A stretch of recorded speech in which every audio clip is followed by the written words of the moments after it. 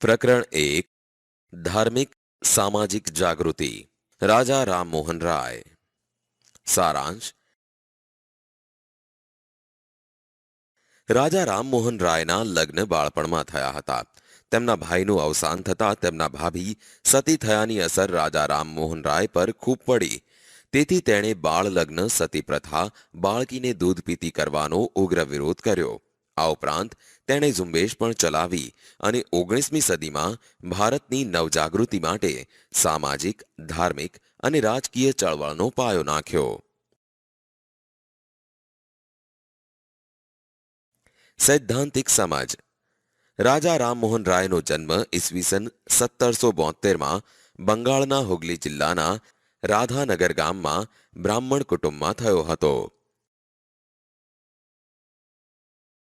તેમણે ઈસવીસન 1821માં બંગાળીમાં સંવાદ કૌમુદી અને ઈસવીસન 1822માં ફારસી ભાષામાં મિરાત ઉલ અખબાર નામના સમાચાર પત્રો શરૂ કર્યા.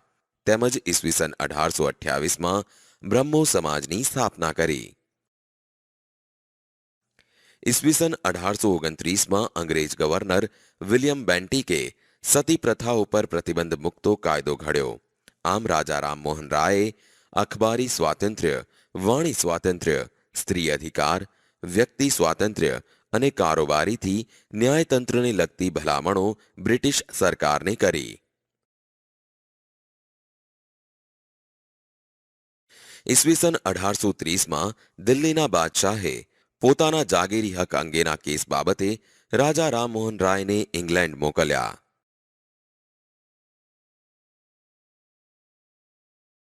ઈસવીસન 1833માં બ્રિસ્ટોલ મુકામે રાજા રામમોહન રાયનું અવસાન થયું.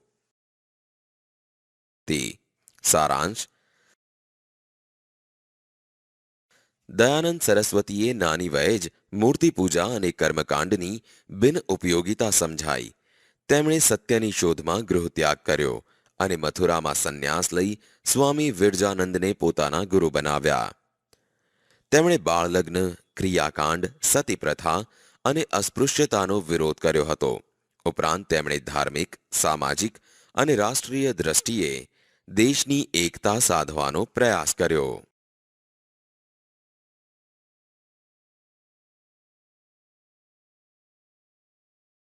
સૈદ્ધાંતિક સમજ. દયાનંદ સરસ્વતીનો જન્મ સૌરાષ્ટ્રના મોરબી નજીકના ટંકારા ગામમાં સનાતન બ્રાહ્મણ કુટુંબમાં થયો હતો. તેમણે 15 વર્ષ સુધી દેશભરમાં પરિભ્રમણ કરી યોગનો અભ્યાસ કર્યો. તેમણે લોકોને વેદો તરફ પાછા વળો અને એકેશ્વરવાદનો બોધ આપ્યો. તેમજ સત્યાર્થ પ્રકાશ નામના ગ્રંથની રચના કરી હતી.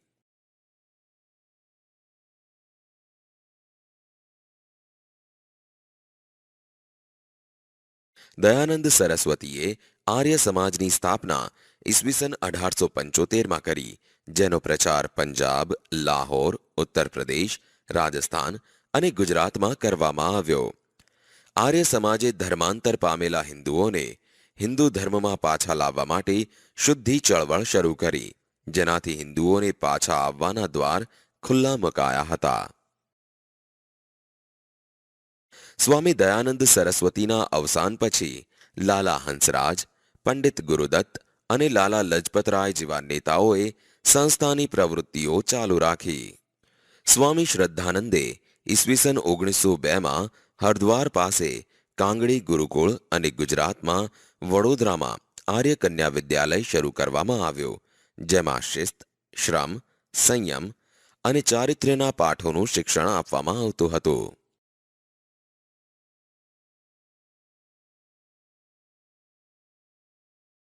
રામકૃષ્ણ મિશન મઠ. સારાંશ. રામકૃષ્ણ પરમહંસે ઈશ્વરને પામવાના વિવિધ રૂપે પ્રયત્ન કર્યો હતો. તેમજ શુદ્ધ ચારિત્ર્ય અને જ્ઞાન ભક્તિના ઉપદેશથી લોકોને મદદ કરતા. કેશવચંદ્ર સેન તથા દયાનંદ સરસ્વતી સહિત ઘણા ધાર્મિક સુધારકોએ તેમની પાસેથી માર્ગદર્શન મેળવ્યું. તેમજ પાશ્ચાત્ય અસરમાં આવેલા લોકોને રામકૃષ્ણ પરમહંસના બોધથી પોતાના ધર્મ અને સંસ્કૃતિમાં પુનઃ શ્રદ્ધા ઉત્પન્ન થઈ.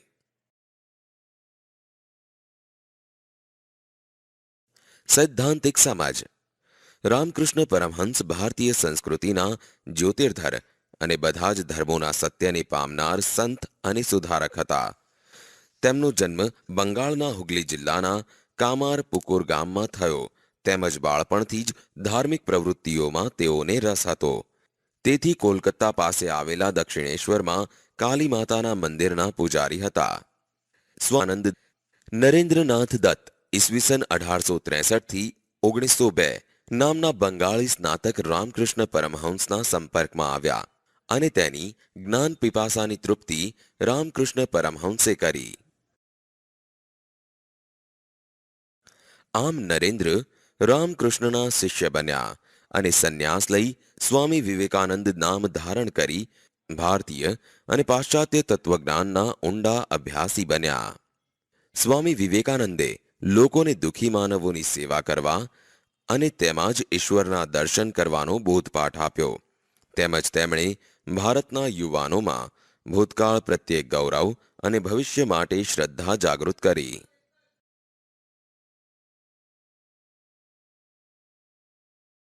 ઉપરાંત તેમણે ઈસવીસન 1893માં યુનાઇટેડ સ્ટેટ્સના શિકાગોમાં ભરાયેલી અખિલ વિશ્વ ધર્મ પરિષદમાં હાજરી આપી હતી.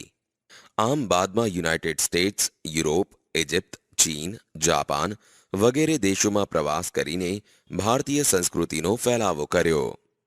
તેઓ ભારતીય સંસ્કૃતિના પ્રશંસક અને પ્રખર રાષ્ટ્રપ્રેમી હોવાથી તેમણે ભારતીયોને ઉઠો, જાગો અને ધ્યેય પ્રાપ્તિ સુધી મંડ્યા રહોનું સૂત્ર આપ્યું.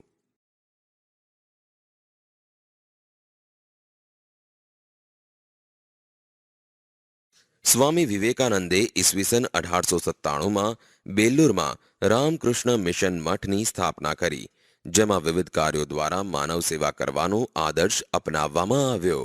આમ રામકૃષ્ણના જીવનમાંથી પ્રેરણા મેળવી જનસેવા એ જ પ્રભુ સેવાના સૂત્રનો અમલ કરવામાં આવ્યો અને દેશમાં શાળાઓ ખોલી શિક્ષણ આપવાનું અને દવાખાના દ્વારા સેવાનું કાર્ય શરૂ કરવામાં આવ્યું, જેની શાખાઓ ભારતમાં અને દેશ વિદેશમાં આજે પણ કાર્યરત છે.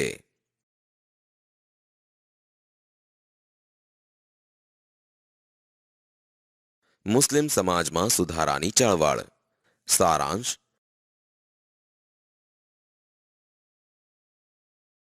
19મી સદીની શરૂઆતમાં ઉત્તર પ્રદેશમાં રાયબરેલીના સૈયદ અહમદ ખાન અને બંગાળના શરિયતુલ્લાહ જેવા લોકોની આગેવાની હેઠળ મુસલમાનોમાં સામાજિક અને ધાર્મિક જાગૃતિનો આરંભ થયો હતો, જેમાં તેઓએ ધાર્મિક નેતા દિલ્હીના શાહ વલી ઉલ્લાહના ઉપદેશમાંથી પ્રેરણા મેળવી હતી. તેઓ એવું માનતા હતા કે ભારતમાં ઇસ્લામ ધર્મ દૂષિત થવાથી દેશ ઉપર અંગ્રેજોએ શાસન સ્થાપ્યું છે. આમ તેમણે ઇસ્લામ ધર્મ અને સંસ્કૃતિને મજબૂત અને શુદ્ધ કરવા વહાબી આંદોલન ચલાવ્યો.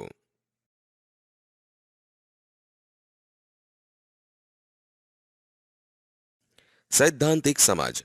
વહાબી આંદોલન બાદ થોડા મુસલમાનોમાં પાશ્ચાત્ય વિચારોનો પ્રભાવ વધતા અંગ્રેજી શિક્ષણનું પ્રમાણ વધ્યું, જેમાં ઉલેમાઓની રૂઢિચુસ્તતાને લીધે મુસલમાનો અંગ્રેજી શિક્ષણ અને આર્થિક તથા સામાજિક લાભોથી વંચિત રહ્યા, જેમાં તેઓમાં શિક્ષિત અને મધ્યમ વર્ગનો ઉદય બરાબર થયો નહીં. સર સૈયદ અહમદ ખાનનો જન્મ ઉમરાવ કુટુંબમાં થયો હતો, તેમજ ઈસવીસન 1857ના સ્વાતંત્ર્ય વખતે કંપની સરકારની નોકરીમાં હતા અને તે વખતે કંપનીને વફાદાર રહ્યા હતા. ઈસવીસન 1869માં નિવૃત્તિ પછી તેઓ ઇંગ્લેન્ડ ગયા અને તેના ઉદારમતવાદથી પ્રભાવિત થયા, તેમજ તેમણે મુસલમાનોને અંગ્રેજી કેળવણી લઈને તેમનું પછાતપણું અને રૂઢિચુસ્તતા દૂર કરવાનો આગ્રહ કર્યો.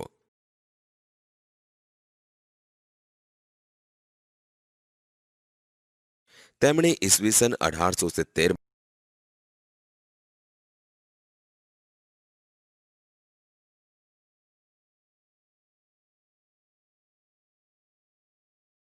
જુદા જુદા સમાજ દ્વારા થયેલ જાગૃતિઓ. સારાંશ. વ્યક્તિગત લોકોની તાકાત વધતા જુદા જુદા સમાજ દ્વારા પણ સામાજિક અને ધાર્મિક સુધારા કરવામાં આવ્યા હતા, જેમ કે શીખ સમાજ, પારસી સમાજ.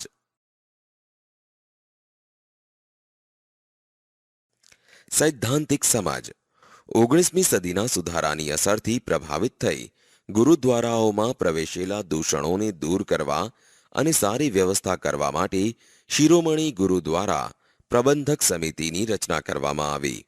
ઉપરાંત શીખોમાં ધાર્મિક શિક્ષણની સાથે પાશ્ચાત્ય કેળવણી આપવા માટે અમૃતસરમાં ખાલસા કોલેજ અને શાળાઓની સ્થાપના કરવામાં આવી.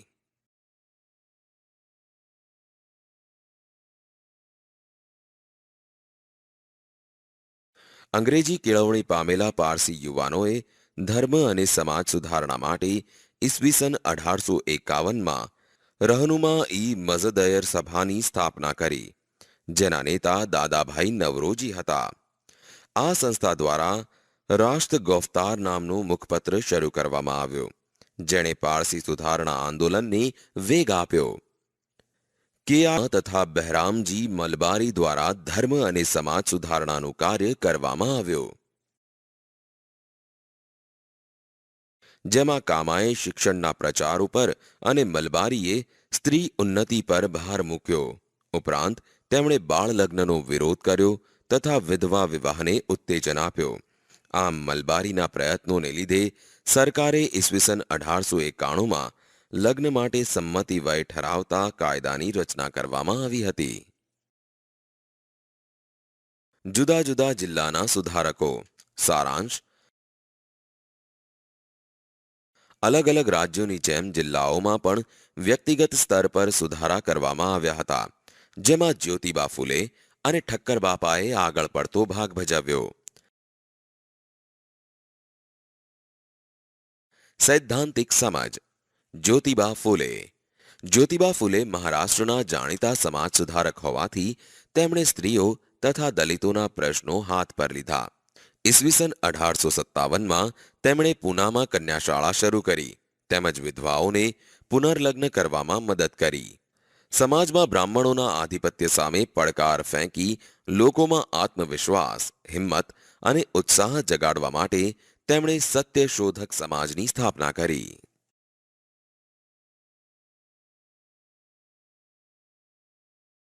ઠક્કર બાપા. ગાંધીજીએ સ્થાપેલ અખિલ હિન્દ હરિજન સંઘના મંત્રી તરીકે ઠક્કર બાપાએ વર્ષો સુધી સેવાઓ આપીને હરિજનોના ઉત્કર્ષમાં કિંમતી ફાળો આપ્યો. તેમણે કુદરતી આફતો વખતે લોકોને રાહત આપવામાં નોંધપાત્ર પ્રદાન કર્યો. અમૃતલાલ ઠક્કર ઉર્ફે ઠક્કર બાપાનો જન્મ ભાવનગરમાં ઈસવીસન 1869માં થયો હતો. તેઓ આજીવન કર્મનિષ્ઠ સેવક હતા અને તેમણે ઇજનેરીની ડિગ્રી મેળવી હતી. તેમજ સારા પગારની નોકરી છોડીને ગાંધીજીના પ્રભાવ હેઠળ તેમણે છેવાડાના લોકોની સેવા કરી. ઠક્કર બાપાએ પંચમહાલ ભીલ સેવા મંડળની સ્થાપના કરી અને તેના દ્વારા પંચમહાલના ઊંડાણવાળા જંગલો તેમજ પહાડી વિસ્તારોમાં વસતા ભીલોના જીવનમાં મોટું પરિવર્તન આણ્યું. ઠક્કર બાપા અને તેમના સાથીદારોએ ભીલોને દારૂ તથા અન્ય બદીઓમાંથી તેમજ કુટેવો અને વહેમોમાંથી મુક્ત કર્યા અને બાળકો માટે શાળાઓ ખોલી. આમ તેમને રેટિયા કાંતતા કર્યા અને કુટીર ઉદ્યોગમાં પણ સામેલ કર્યા.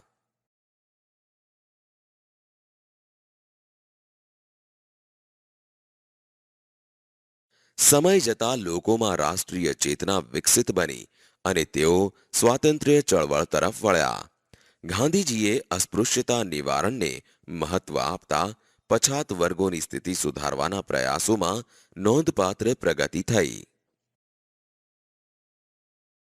વિદ્યાર્થીઓ, આ પ્રકરણ અહીં સમાપ્ત થાય છે.